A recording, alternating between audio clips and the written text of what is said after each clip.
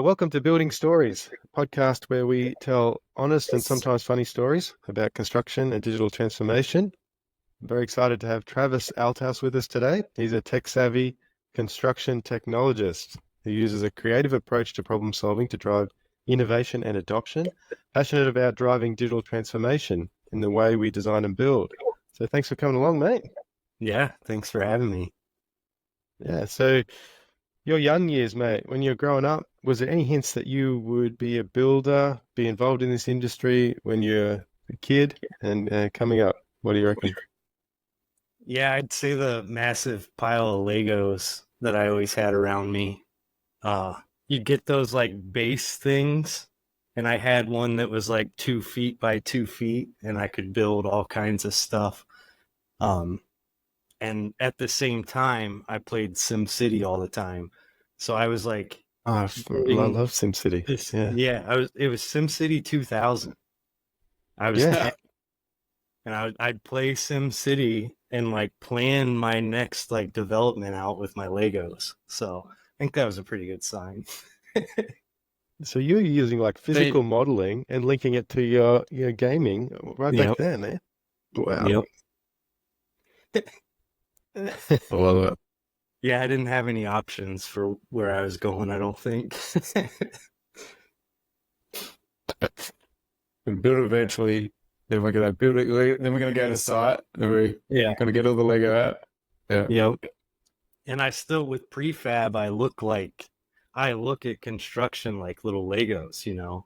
We can make there's like all the different ones. There's the 4, there's the 6x2, there's the 1x10 or whatever. Those are just like prefab pieces, you know. All repeatable parts. Yeah. Yeah. You get to Yeah. where it's like, Actually, I that know I need- reminds that I used to when you're sinking your teeth into Revit, for the first time, and you're starting to realize I can produce all these drawings. And I remember thinking we could produce drawings that look like what we had with the Lego instructions. Why do we make this complex? right. Like make it just like the Lego instructions. Yeah. That way everyone could really understand what's going on. It's so much easier to understand. Yep. It's like exploded 3D rather than the traditional 3-point perspective. Right, every tiny detail. I will say I got to work with a company called Katera. They were a little ahead of their time, I think, and not as well planned out as they could, so they were short-lived, but that was the mindset. Like, deliver a wall panel, give somebody this little area of Legos to work with where they put all the pipe and duct and stuff in a wall panel, then just deliver that to people who are like step 1 through 15 and they build a building, you know. It's brilliant. Yeah. All your Yeah, actual prefab. Yeah, everything they were doing. It was prefab, but they're bringing all the trades into one place and like prefabbing the whole thing. But I think stuff was like falling off of trucks and like too heavy. They didn't plan the logistics out as far as they probably should have. How do we bridge the gap from Lego to where you are today? Like, what are some of the other steps along the way to getting into this industry? Something I've been really learning recently that we've lacked, at least anywhere I've worked, is like standard operating procedures. You know, nailing down, this is the way we do it. Like, do this every time. In judgment of right or wrong, did you follow the SOP or not? You know, did you follow the way? And then building those out and actually communicating them. I've started finding out we had SOPs in companies I had worked at. I didn't know they existed. What's the use of procedure that you don't make me aware of, you know? So I think a lot of the bridging the gap is communicating those things, communicating expectations, communicating, hey, we've vetted this out. You don't have to feel like you're swimming all alone out in the ocean. We've looked into this. Here's the manual, the Lego manual. Was there like a moment where like you're at uni or coming up out of college or whatever, where you decided you were going to become who you are now, or like, is it just like a series of steps along the way? There's actually an exact moment. So I went to college for mechanical engineering. Well, I originally went for civil engineering and then realized I liked what the trades were doing. So I went to mechanical engineering, and then I failed Calc 3. So that was the end of my engineering. I was to the point I had to take up to, I think, Calc 5. And I was like, no, I don't like calculus. You never use that. I'm sorry if there's any engineers out there that are using Calc 3 through 5. I doubt there are. Oh, they're but totally going to be offended now that you said that. yeah. Yeah. So that was the moment I was like, nope, I'm out. I switched to construction management, which is what both my brothers went to Ohio State for. So one's 10 years older than me and one's 8 years older than me. So at that point, I saw that's a successful degree, you know. It was a newer thing. I think it still is. I mean, my college has, when I graduated, there were 18 of our major. And now last time I went back, there were like 40, 48, I think, or something. So Yeah, right. And so are they, when you're doing this degree, are they bringing in the technology at this stage? Are they, like, was there any talk of Navisworks, it was Revit, anything? Yeah. So back then, even at a construction management level, they're already explaining this is what's actually happening out in the subcontractors and the consultants. They're all using these tools. This is going to be an opportunity for you down the track. Not subcontractors and consultants. That's what's always struck me. It was hardcore. I mean, I was deep into Revit. I definitely took to it really fast, but it was all like we had a house project and a commercial project. So I had to complete my dream home and I had to complete like a commercial project from plans.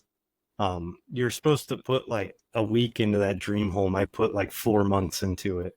I basically made my dad's house with like a spiral staircase and all this. Like I went way overboard. I imported the civil, and so I had like the hills in the yard and everything.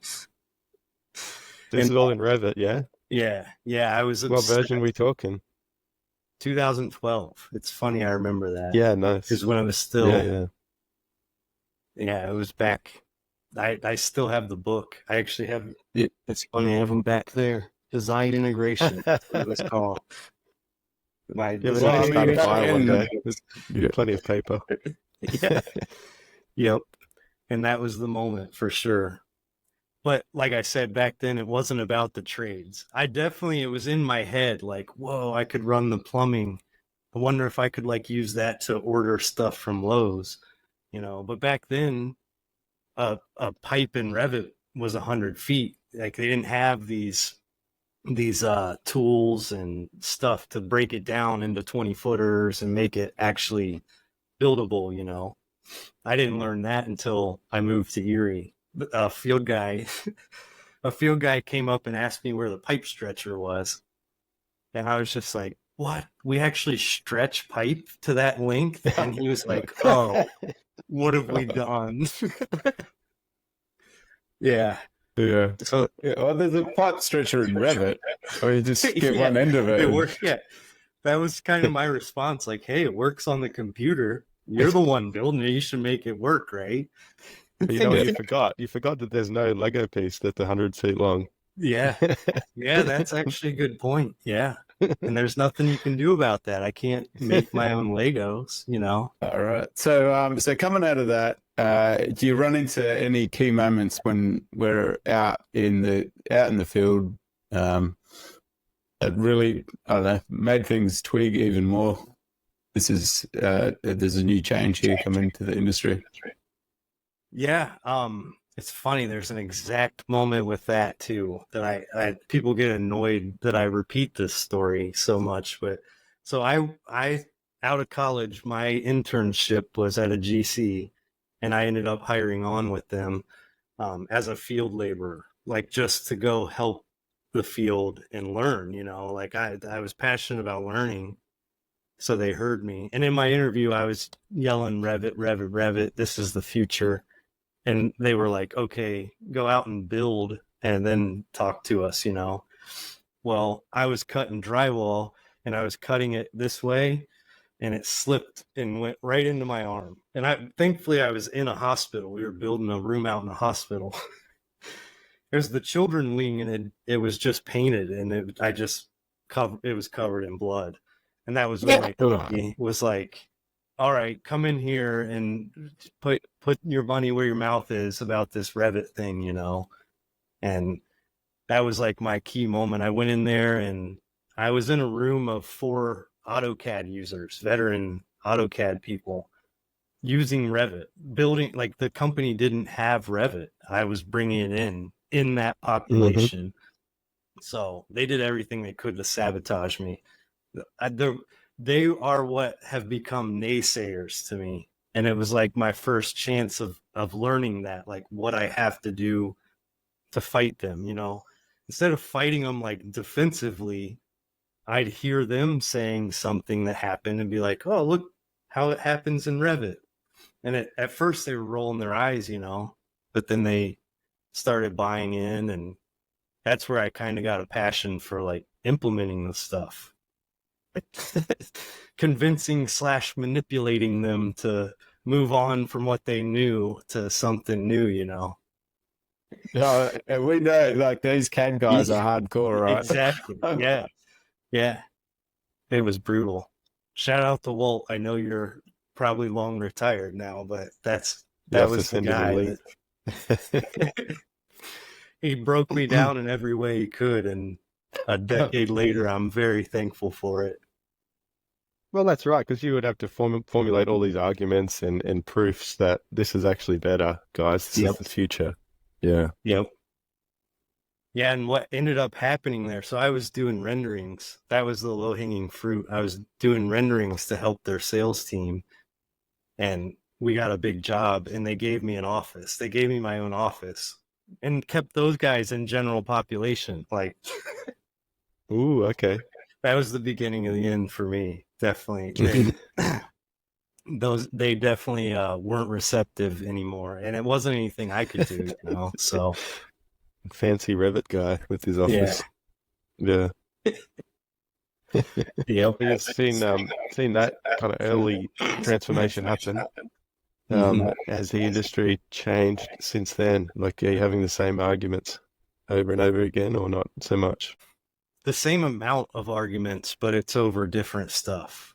Like, those guys wouldn't even think about using a laptop. And this would have been 2022. I guess, so 12 years ago or so. Those guys wouldn't even use laptops. They were desktop, still had the phones. Most places still have the hard phones in there, but like they lived and died by that. Now I'm arguing more about like, not about using an iPad, but like using AI on an iPad, using the model on an iPad. Like the argument's still there. It's just much more advanced. I've been seasoned really well to that by my brothers. They were that age where they were cool with the laptops, but then it went a little too far. And I'm the one flying drones with my watch and stuff saying, check this out. So I've rubbed off on them a little bit, I hope. The cutting edge keeps pushing forward. Yeah, the last conference I was at was MEP Innovation, and it's funny, like, you can't get away from the AI talk, but it's still a dirty word. It's still definitely people are scared of it, don't understand. It's divisive. Yeah. I mean, I was there, and then I used it, and it's like, oh, okay. It's going to make me better. So I'm also having that conversation a lot recently. Yeah, you almost have to take that word out of it and explain to people what it does, I reckon. You know what I mean? What about some challenges along your career journey? So you kind of talked us through a few steps, but what were some of the biggest, blockers or things that you wrestled with?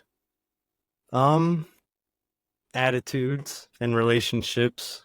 Like I said, finally getting the right attitude out of somebody and then having the relationship break because I got an office, like things like that, like just I mean, as you guys said, the people we work with are hard-headed, they have their ways and all of that, and it's been very hard to balance both and get people's attitudes right while also keeping that relationship. Because a lot of times to get the attitude right, you have to stand up for the technology, you have to stand up, defend it. And then they're like, a lot of times they're like, okay, you're willing to fight for this. I'm listening. I'd say between that and the rapidness of the change, every time I'd get the right attitude and get somebody's mentality in the right place, something new comes along, something, the next version, the next thing. And it's just like, as my careers went on, that happens more rapidly. It's like we're on a curve, and now we're like almost on the vertical of the curve, it feels like, with data and everything. So So you're almost teaching people to constantly change. That's actually the Yeah. lesson. Yeah. And that's another struggle I've had, is the software companies, they're driving that. They're like, a lot of software companies are like, and especially Autodesk, like, I've come to, obviously I like Autodesk. I like using it. It has its obvious nuances. Are we going to But send that it's just soundbite to Autodesk now? They're going to use that. right. I like Autodesk. Yeah, right. Cut that part out and send that. Yeah, get some discounts. But no, like, in all seriousness, with like that, the discounts, they come to the big companies. And who are the big companies? The GCs, the project managers. Like, so another struggle I've had is like getting the trades on the agenda. I can more now with prefab coming, but it's been very hard to get softwares to look at the trades and look at what they do, look at how the fab shop works. There's literally, in the US, I can name the ones that care on two hands. Like, there's less than 10, I think, that I could name off the top of my head, so that's why I've stuck around the trades. That's why I'm still, like, I've been mechanical my whole career, and now I'm at an electrical company, and it's for that exact reason. Like, I want to understand their struggles. I want to understand what software they're trying to use and how, and then maybe jump in there and switch things up. Now I know how this connects to that. We actually could cut those two things out and insert this into the stack, but you can't That's do that cool. unless you actually hear from the Get in people the building trenches. it. Yeah. Yeah, I mean, what I really love about the subcontractor journey is that it's really where the rubber hits the road. Like, the commercial reality for them is they've got to make money whilst in this mode of change, adopting new software. They've still got to be able to make money. Otherwise, they're just not going to be able to exist for very long. So it's real. It's very real. And like, when you're talking about forming arguments and, defending a new change, you've really got to back it, because if it doesn't go the way you think it's going to go, and it's unknown. Like, a lot of it, you're stepping into this unknown. I think this is the right thing for the right job. Yep. It's new. It's really untested. Yep. Yeah. Yeah, there's a lot of trust that comes along with that. You can't, it's been weird the last few years for me. I keep being like the new guy that comes in, because I critically think, I try to make that connection, and I want to dive in and take over when I join a company or a project or whatever, but you can't do that. You have to sit back, feel the pain, gather the pain points from people, and then give your opinion. You can't just come in, what we call it, a bull in the china shop. You can't just be a bull in a china shop and just come in and try to break everything and then say, oh, I got this, I have a better solution. And that's been a fun one to try to figure out completely. 'Cause I am a very outspoken, I have my opinions on the industry, where it's going to go and everything, and I want to chat about it with people. So I get caught up almost talking like I know better than others. I do not. I'm passionate about gathering You have what a they vision. know and taking it to the next level.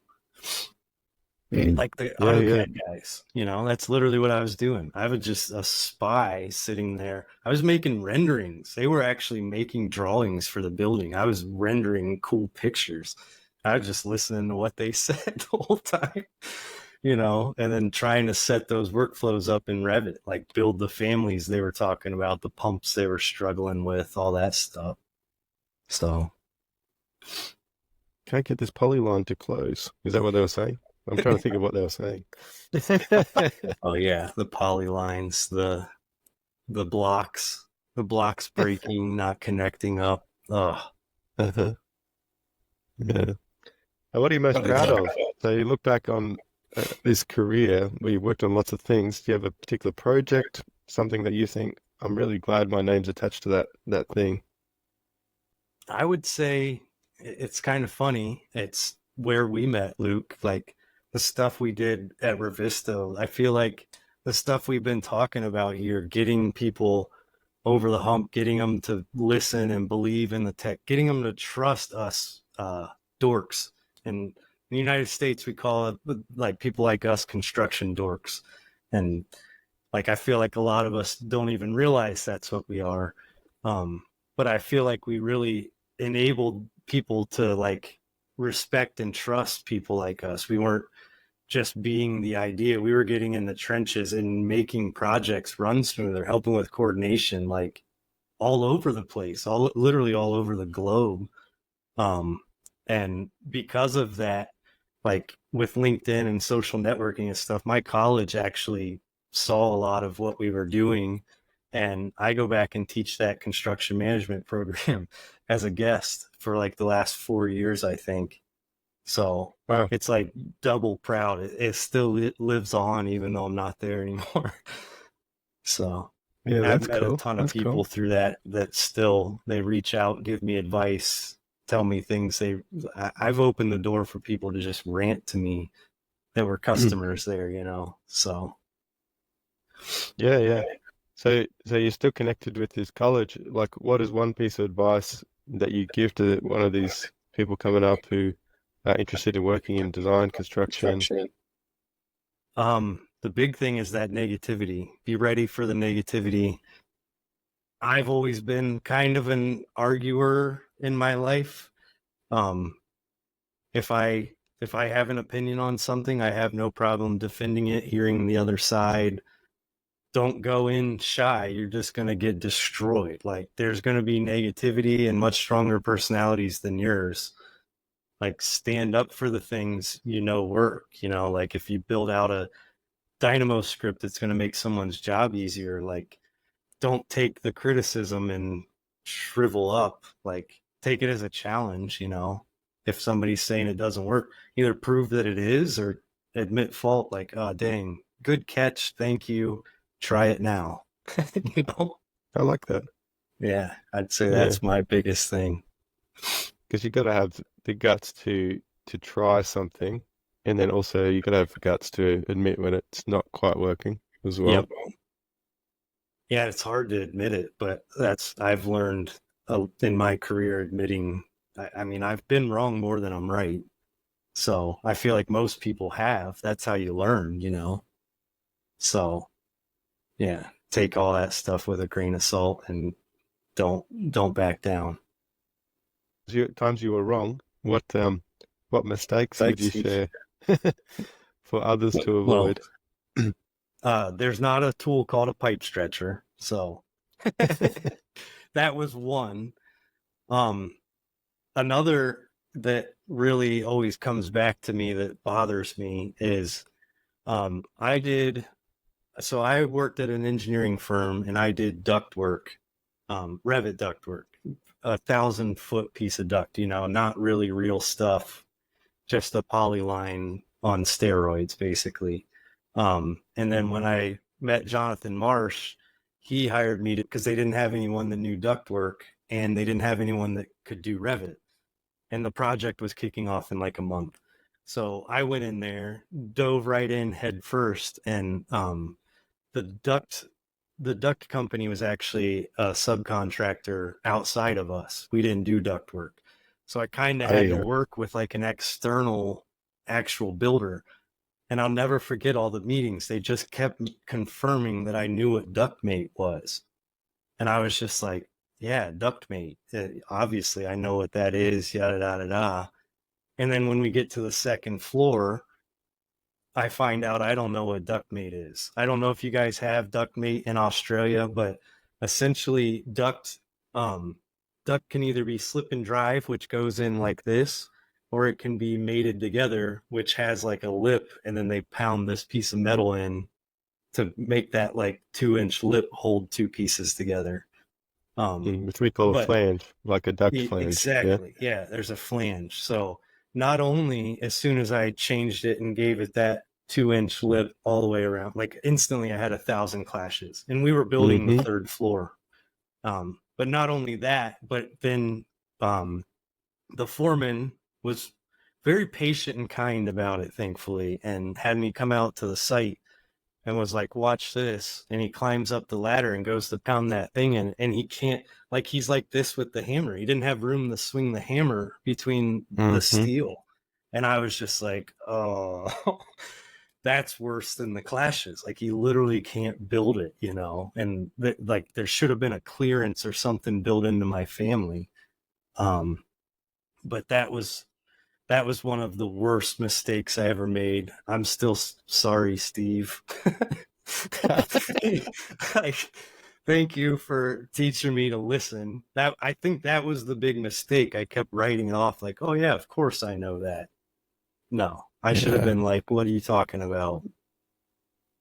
One of the things I keep hearing from you, Travis, is this out in the field and then back in the office. Like it's doing, like getting the experience and understanding how things actually work on site, and then Yep. taking that back to the office.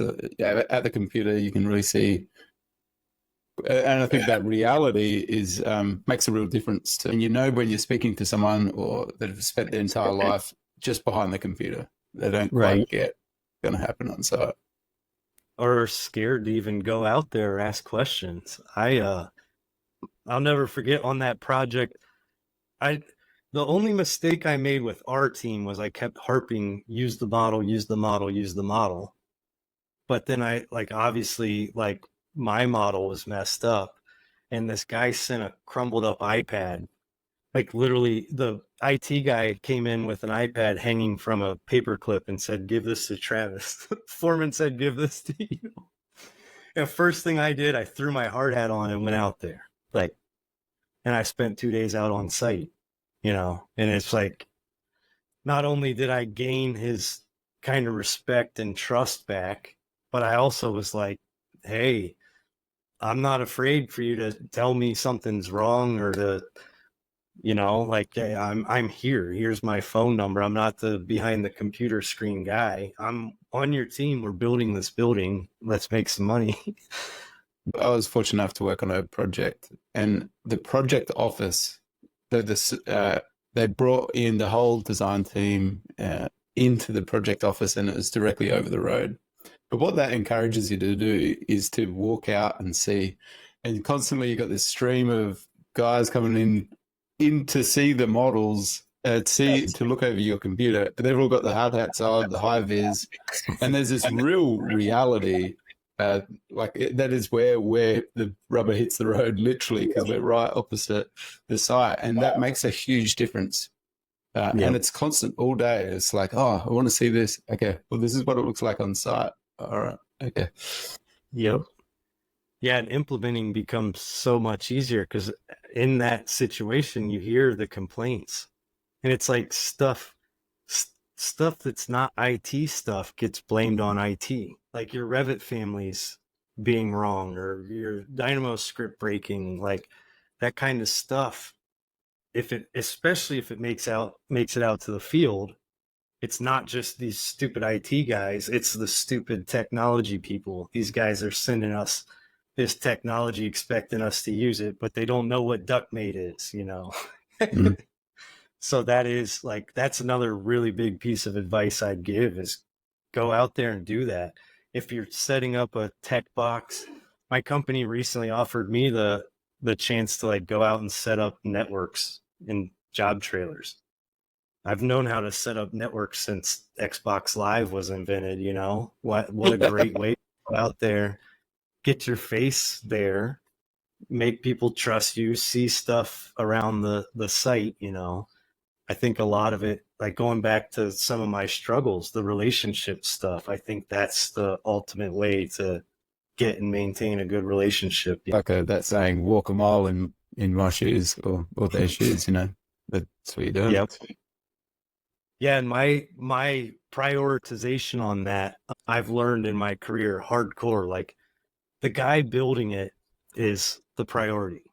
Period. Whatever they want to get the job done, you do that. Like the sooner and better you give them what they want, they're going to be motivated to work better and harder, you know.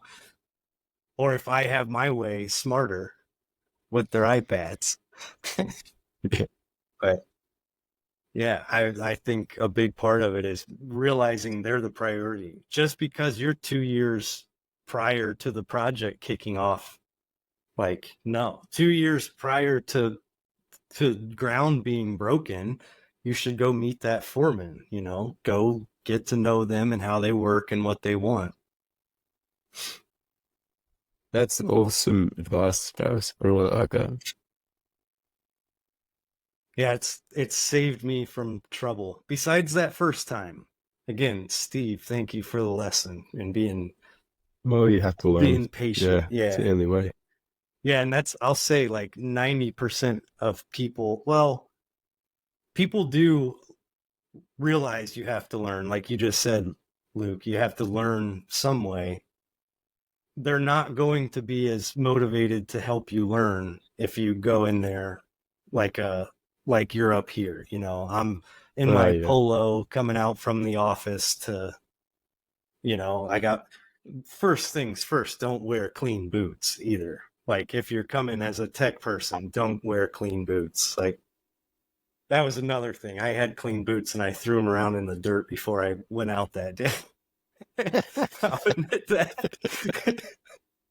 That was some advice John Marsh gave me. He was like, "What are you doing? You can't do that." Yeah. So good. Yeah. Yeah, I mean, because they're not always resistant to change. Like change is hard, but if you show them the way, often people are resistant to change because it's unknown. Yep. You know, it's like going back to blaming IT.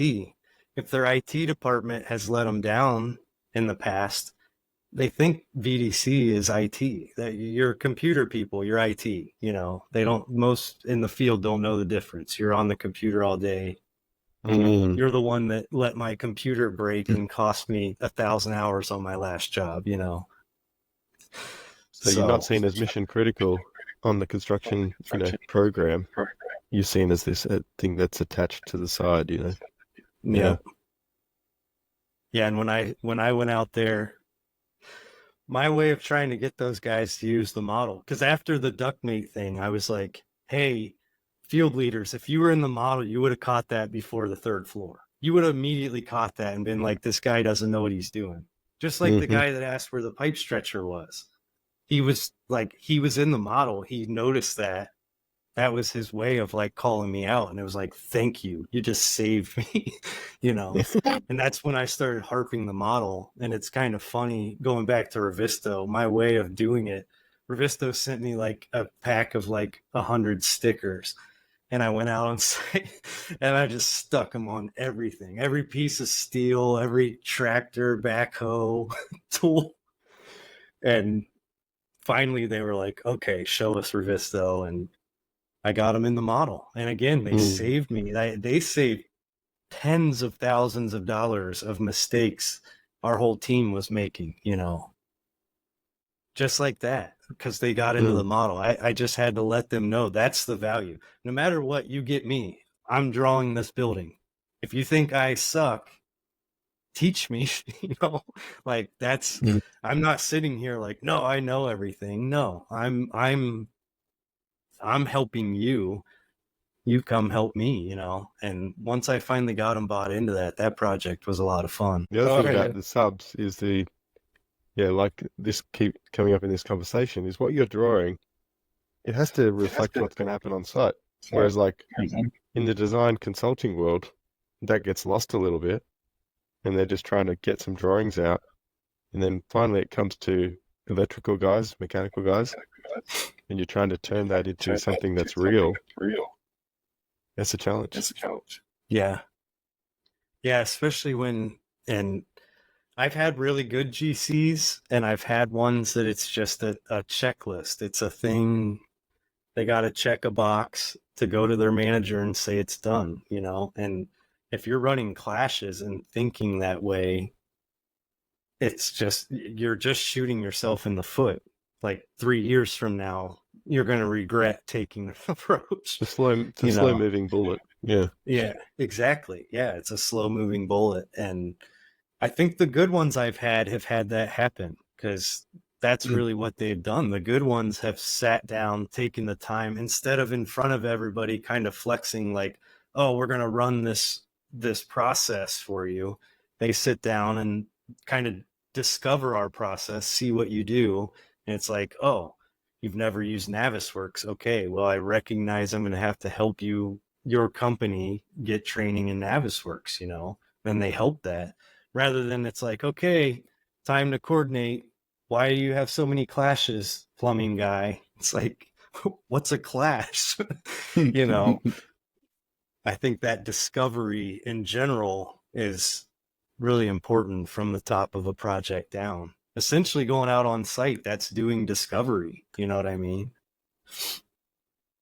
Speaking of discovery, Travis, what I really want to know from you is where is this all going for you? You've got ideas ticking over of what tools are we going to invent in 2, 3, 4, 5 years down the track that are only just starting to emerge now.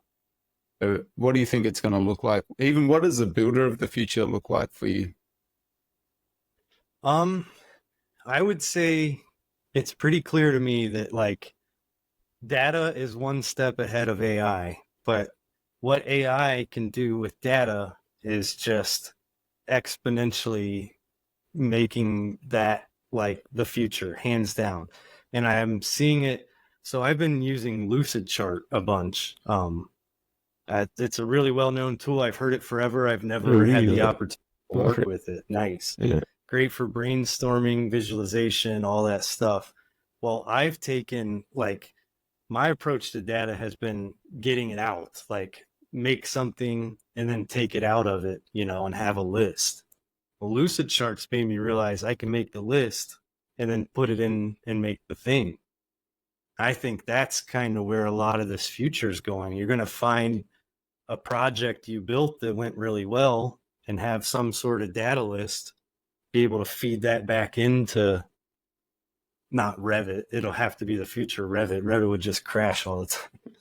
But something will be able to take that data and bring it back in. And there already are some. I use something called Kobe Data Tools. I vaguely remember what I did with it, but I was able to take spreadsheets, relate that to the model, and like cut duct at 10-foot sections, stuff like that. Stuff that Dynamo's also kind of enabling us to do with data. And my company actually, we just made a new wing of this company called the technology team. And under that, we have like IT as a branch. We have project support that are like directly, they're on the tech team, but they're directly supporting projects, whatever they need. And we also have a development team. And the development team is actually going in and doing that. They're doing what I see as the future of construction. They're making scripts, this is stuff I'm learning with electrical, but rolling offsets. It's not as easy as 90s with pipe that you screw into and then no, they bend the conduit a certain way and it has to hit a hanger and meet up with the next one the right way. And they're making tools in-house to do that our way. We could buy tools that from different software providers that do it the way they think it should be done, the way other shops do it. But like now with things like Dynamo, we're able to actually build those in-house. So we're doing a lot more in-house. And with that, going back to the point of the field and BIM VDC, this company also has, they're called PLDs, and they do like the preliminary layout, and they're field electricians that don't necessarily want to be field electricians anymore, and 20 years into their career, they come into the office and they actually take that engineer model, and whether it's all of our guys use the computer, which is awesome. But even if it's like hand markups, having that constructability person go through, mark it up, ask the questions that need to be asked, or put those questions out there. That really enables, like, they can hand that off to somebody who's trained in using those Dynamo scripts and more on that dork side, to just go and do what they do. Like the tools we have are incredible, but it's not something you could take to another company and use it. It's very specific for us. It's how we do things in the fab shop. So I see the future of people that figure that out. Yeah, which is a question I've got for you, which is perhaps this is a generalization, but Michael and I in Australia, in general, people are pretty open to sharing stuff, their way of doing things, their process. My experience with some USA-based companies is it's a bit more like we're going to build our way and internalize it. Is that an accurate way of putting things? It's gotten better. Now that there's more than just AU as a conference here, like all the subs and stuff always relied on AU for sharing, and it's like the subs are not sharing stuff at AU. But that MEP innovation that I went to, that's put on by MCAA and NICA, like some of the trade organizations, that, and people are sharing to the trade organizations who are then opening it up to all of the trades. So I'd say significantly in like the last 5 years, I think that barrier has died a little bit. The people that wanted to build their way and reinvent the wheel have fallen behind, for sure. It's about adapting technology into your business, not necessarily reinventing the wheel all the time. Yeah. That's exactly what I was about to say. The tools I'm speaking of that Lighthouse is using, it's not reinventing the wheel. It's went to a conference, saw something cool, and built it to our standards, And then even better, the SOPs. They make Lego manuals for running those tools. And the other thing I have noticed is that American businesses are kind of better at productivity tracking, productivity metrics, and planning things out. And how do you think that plays out in the future? Because that can either become like a policeman type role, or it can become like a process optimization type exercise. Right. I'm torn about that right now. I've been made the admin of, it's called Active Track, and I can see every click and everything that people make, where they're visiting. It does feel strange to have that, but it is like, now that I've been looking at it for several months, I'm seeing it a lot more as, instead of policing, I can see when people are most productive. I can see you're crushing it at this time. Why don't you take a break before and after that, And that's what I'm still newer to this, but that's where my idea is. I can take that to the managers and say, hey, you got a person that crushes it from 1 to 3.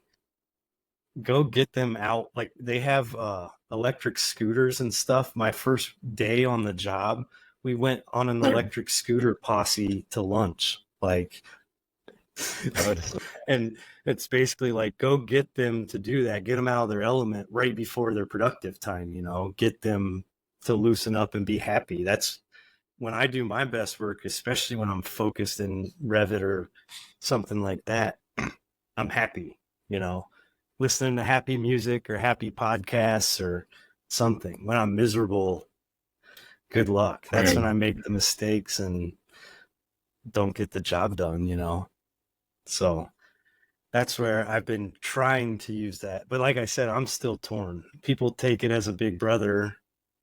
And then when you're kind of trying to like, you're feeling like you're being big brother and you think you need to like prove yourself or, you know, that also creates problems. You make mistakes. You try too hard, you know, when you don't need to. You need to be productive, you don't need like 8 hours of work is one thing, but if you get 8 hours of productivity in 4 hours, you know, why not take advantage of that? Why not optimize that for everybody?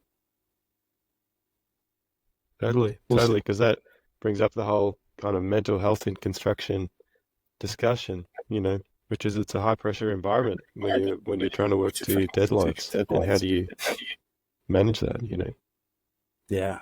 Yeah. And every deadline is already passed. I don't really That's know any right. construction deadlines that aren't like a month overdue. And so just get real visionary for a second. Like, is the builder of the future, is it like a Samsung with a building coming out of a factory? Is it like an integrated supply chain? What does it look like? What I saw at Katera, that was what they were building, was an integrated supply chain of different wall types. That really inspired me. If I was more of a businessman, I'd be trying to chase that solution down. And I was really bought into that whole principle. Because I mean, then you don't have to deal with weather. You don't have to, if it's raining or snowing or whatever, you're building inside. You don't have to deal with contractor A being in Pittsburgh and B being in Erie. You know, that's what we were dealing with. We're 2 hours apart. Like instead, you're building in the shop together. If you got a problem with where the steel is, the guy's sitting over there. So I think it's a lot of that integrated project delivery as well as like controlled environment building. I don't think it's going to be from any software company ever. I don't think a software company's business motto 99% of the time is to make money. You know, most software companies are going to make money selling to GCs. They have the bulk of the money on a project. Like, they're not going to sell to the ones down in the trenches building. They never do. I say that I'm slightly jaded with software. We got bought by Stanley Black and Decker. I was working on an AI. You could put any kind of documents in there, and I could ask it, how many of this exhaust fan do I need? You know, and it'd do a takeoff. It'd use AI to do. I could go through specs. I could go through 10,000 pages and have it highlight everywhere that a word showed up using my voice. And Stanley Black and Decker bought us, and it was like the most exciting thing ever. We got the support of this big global company. We're going to be able to take this everywhere. Fired all of us, and it dies in 3 days. So that was like Right. a year and a half ago. They bought us, fired everybody across the board, hired like new people to implement and stuff. And like I said, now they killed it. Right. So I don't have strong belief that software companies are gonna get over the hump. Now, manufacturing companies, yeah, like some of these train factories, if they pivot into making prefab walls, yeah, they'll hit it off. That's also just my opinion, and I'm No, because I thought this as well. I've always thought, if a GC decided to be kind of digital first, even from and became a developer as well, if they could kind of bring everything together, but right. it's so hard to do, to bolt all that together and make it work, Well, especially because I mean, I started out as a GC. My second job, I was an assistant project manager. The next level up for me as a 23-year-old was project manager. Why would I manage a project? You know, like, I mean, yeah, okay, I can manage, like, from the GC perspective, I could manage the budget and all of that, but as far as managing subs, yeah, my approach would have been stop complaining, subcontractor, you know, but their complaints are real. Like the complaints matter. And I think that's also what's interesting with the mindset there. I think there should be some cross training between managers on that level that are managing the project as a whole and the trades. You know, I think you should like go up through the trades into those jobs, even maybe. It's not practical, but yeah, and I'm proud to say my last visit to my alma mater, Ohio Northern, was, I think it's been 3 months ago now, and for the first time, I actually did three days. I did three. It's construction design is the class, and it's all juniors and seniors. And I teach Revizto and Revit and how parameters matter. I teach a little bit of reality capture, but I did 3 2-hour sessions for the first time. And on the third day, my company went and did a bunch of interviews, and they hired 4 people at an electrical company. Like that major is supposed to graduate and go to a GC and learn project management immediately, not the trades, not how it's built, you know. So I'm pretty proud to make that connection too. Got a few kids into the building side immediately. We have this sort of quick fire round as we kind of wrap up here. So Travis, one of the questions is, you're going to walk into the tool shed and you got 3 options in front of you. It's a hammer, a screwdriver, or duct tape. What are you going to grab? Duct tape all day. It's the popular choice. Yeah. When I have a hammer, so there's a wall in my house that one day it was like New Year's or something. There's a bunch of us hanging out and I wanted open concept. I had like 3 hammers laying around. So now my house is open concept. That's why I don't even want a hammer. Like that's what'll happen. But duct tape, like I can fix a lot of different things with duct tape, and Lord knows I make mistakes, cut things a little too far, cut my own arm. I could have sealed that up with duct tape right away if I had some. I reckon you can even use duct tape as a pipe stretcher. Yeah. Right? Yep. Now the next question here. You put enough duct tape together, you could probably make pipe out of it. You make a pipe. That's right. Yeah. Yeah. Here's my next invention. I love it. Yeah. Actually, we're going to show the guys on site that there's a nudge tool in Revit as well, and I reckon they might be able to use that on site too. Yeah. Yeah.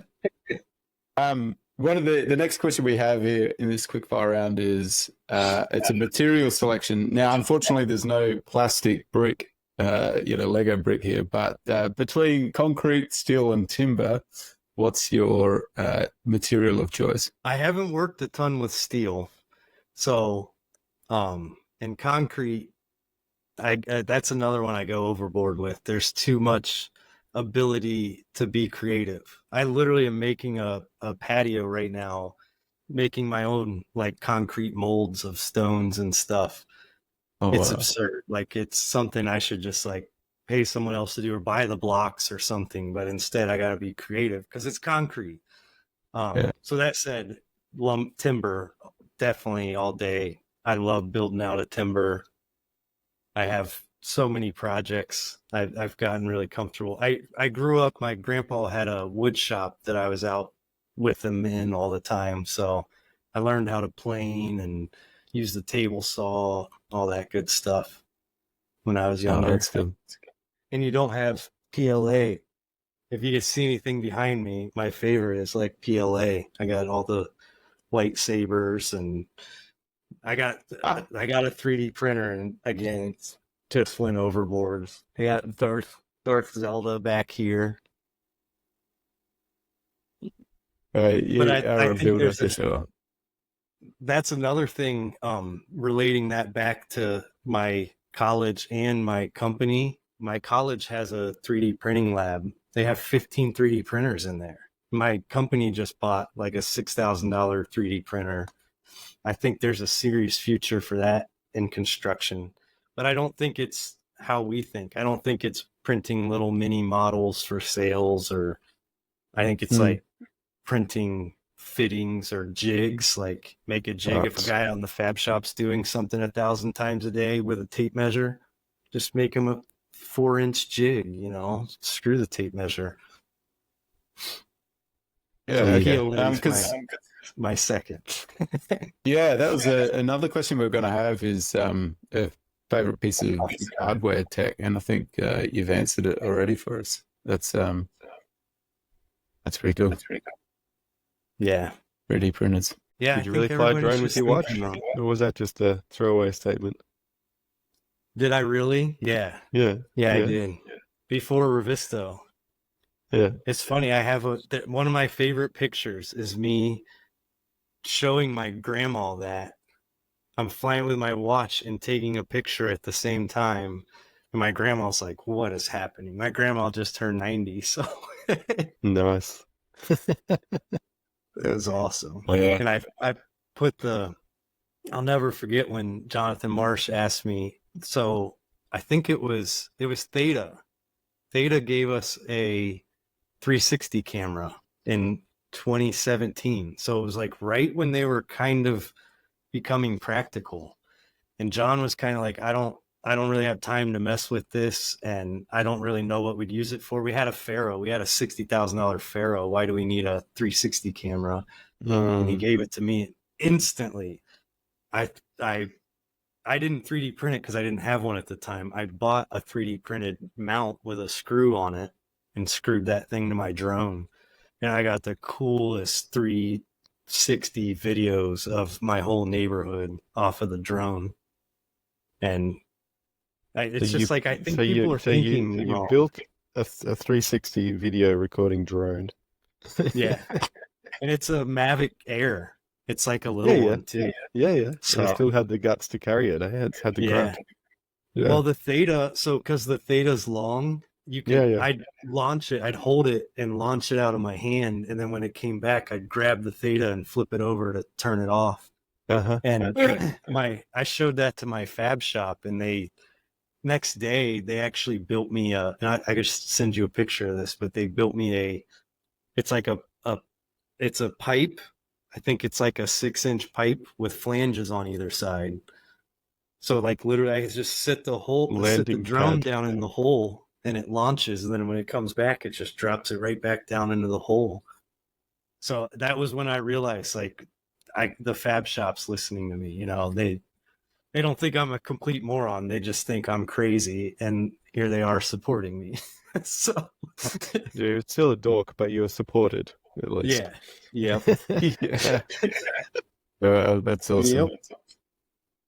The drone's been alive all this time, and then it's actually funny. My second oldest brother, that's 8 years older than me, he's actually the president of American Subcontractor Association here in America, and he's very much not techie. And he actually asked me like 3 weeks ago if he could fly my drone. He was in town.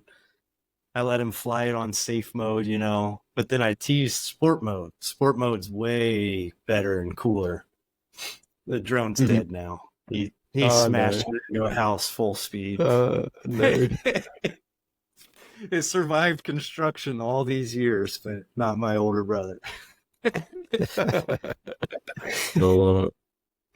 Yeah. Travis, we better wrap it up there. Thank you so much for your time. You've really shared, a lot of advice and wisdom and a lot of backstory to kind of where we find you today. So that's been really interesting. All the bits of Lego advice as well. It's been really good to have you on the show, mate. Yeah. The Lego thing also, I was talking about MEP innovation. One of the labs was playing with Legos. All these trade contractors, there's pictures of everybody playing with Legos. So I'll leave you guys with that. Go get some Legos and get your brain working again. There's a reason they give those to kids when they're developing, you know. The noggin developing. That's right. Thank you so That's much, right. mate. Thanks for coming on. Yeah. Thank you guys for the opportunity. No worries. Thank you, mate. Yeah. See you guys soon.